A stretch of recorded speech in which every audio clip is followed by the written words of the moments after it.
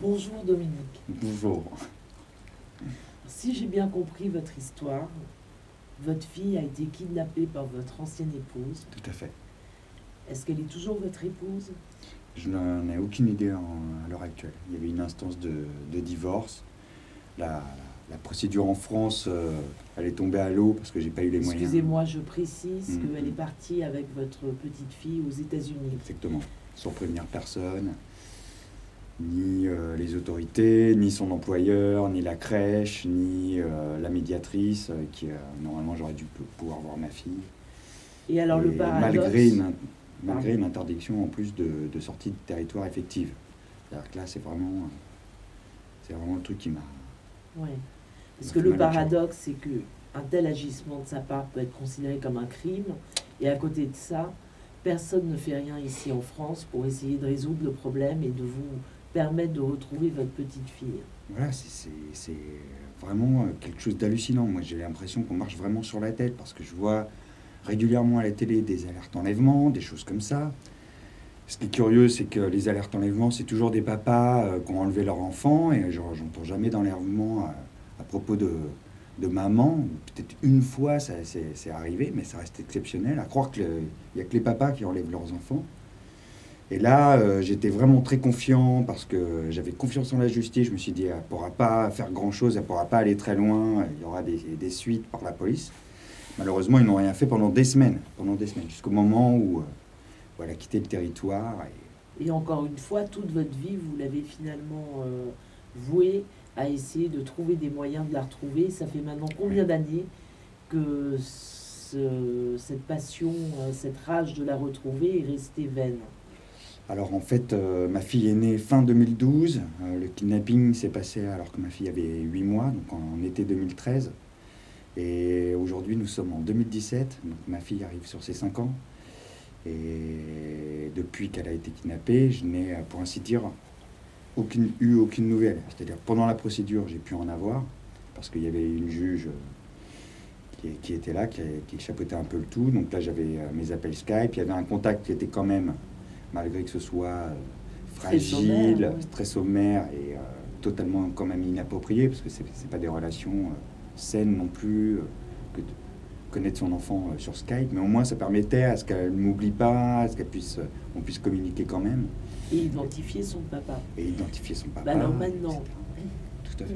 on va en venir à la suite. Qu'avez-vous décidé de faire il y a de ça peu de temps pour essayer, malgré tous les noms que vous avez reçus en guise de réponse de la part des autorités, Voilà. des organismes français, qu'avez-vous décidé de faire? Alors c'est important de rappeler effectivement que j'ai, pour ainsi dire, attendu jusqu'à aujourd'hui, mais c'est pas attendre, c'est avoir eu confiance en la procédure. C'est-à-dire j'avais vraiment confiance dans la justice, que les avocats, les juges fassent quelque chose, réagissent.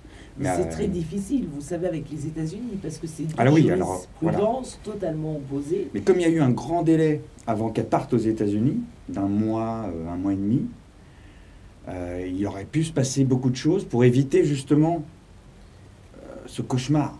Ils auraient pu réagir en une semaine, ils auraient pu réagir, ils savaient où elle était. Ils n'ont pas du tout tenu crédit en mon discours, mais voilà, j'ai pas eu ni mon droit à mon alerte enlèvement, enfin moi, ma fille n'a même pas eu droit à son alerte enlèvement, elle n'a pas eu le droit de recherche, pas de crédibilité au niveau des policiers, etc.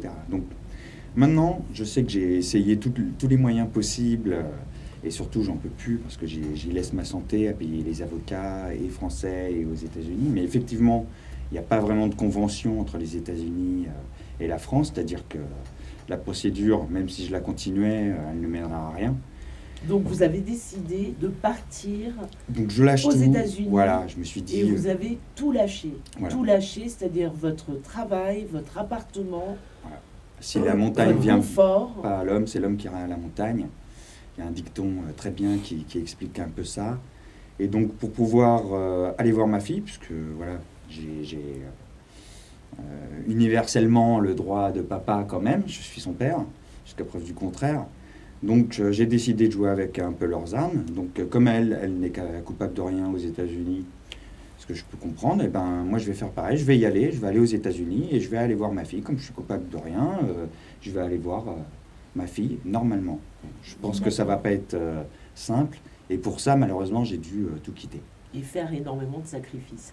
Oui. Bon, mais vous avez par ailleurs créé une chaîne YouTube Voilà, qui relate un peu tout ce parcours et, exactement.